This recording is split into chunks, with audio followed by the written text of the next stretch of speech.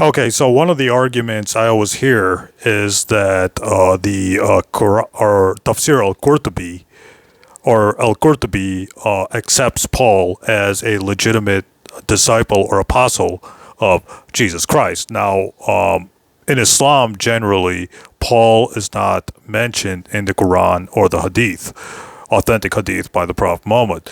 So these Christians have to go to al-Qurtubi and say, well, al-Qurtubi accepts Paul as a disciple. Well, there's a serious problem with that because if you read Tafsir al-Qurtubi, he says that Ibn Ishaq says that Peter and Paul went to Rome. So al-Qurtubi is quoting Ibn Ishaq as saying that Ibn Ishaq believed that Paul and Peter went to Rome and the other disciples went to other places after the disappearance of Jesus from earth. Now, notice who al-Qurtubi is quoting. He's quoting Ibn Ishaq. So al-Qurtubi is not accepting Paul. Rather, he's quoting Ibn Ishaq's beliefs or Ibn Ishaq's thoughts about Paul.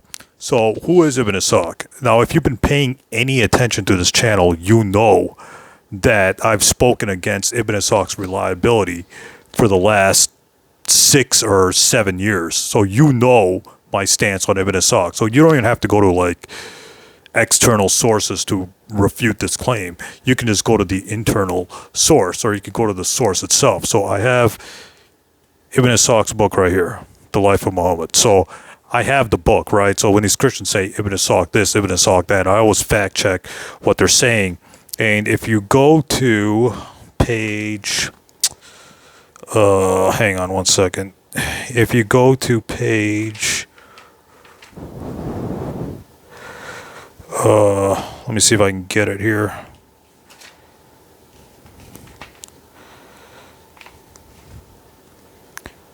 If you go to page, so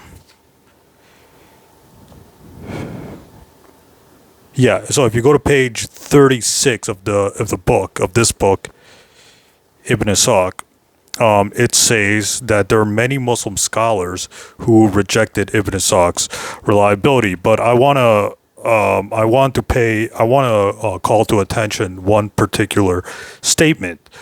It says that now notice what Muhammad bin Abdullah ibn Nuair said. He said that Ibn Ishaq sometimes reported worthless sayings from unknown people. So that's a important part. So according to the early Muslim scholar mentioned in this book on page 36 of this book,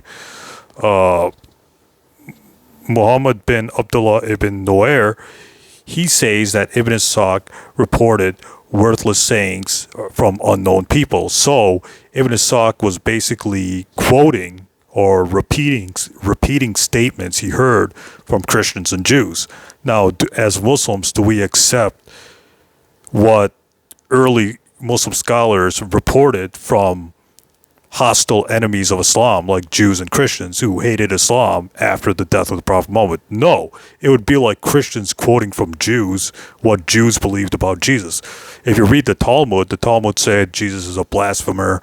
The Virgin Mary committed fornication. They say all kinds of blasphemous things, not only against Jesus, but the Virgin Mary and the disciples. So it would be like me quoting. It would be like an atheist quoting, the Jewish Talmud or the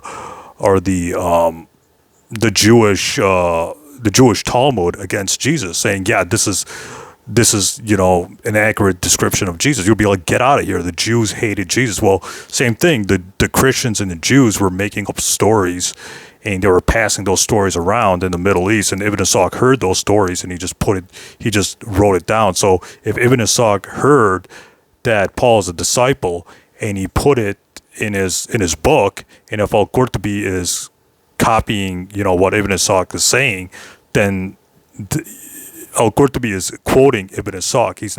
Al-Qurtubi is not confirming that Paul is a disciple or anything like that. He's just quoting Ibn Ishaq's beliefs or Ibn Ishaq's thoughts about Paul.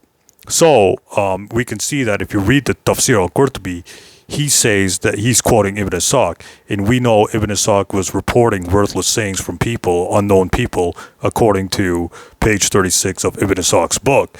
So the question really arises: is Paul a trust? Is what Ibn Ishaq saying is accurate? No, because Ibn Ishaq was just hearing it from Jews and Christians. He's not. Ibn Ishaq's not doing any kind of fact checking. He's just repeating what he's hearing from, any Jew or any Christian. So that's not binding on us. That's not acceptable to us. So we can ignore what Ibn Ishaq says about Paul because Ibn Ishaq wasn't getting his information from trustworthy Muslim sources. He was getting it from Jews and Christians who were notorious for believing anything from anybody. So Paul is not accepted by al-Qurtubi. Al-Qurtubi is just quoting Ibn Ishaq, and if you read Ibn Ishaq's book, he on page 36, there are Muslim scholars who reject Ibn Ishaq's reliability because of his writing down, or because of him copying from unknown people, or unknown Jews and Christians.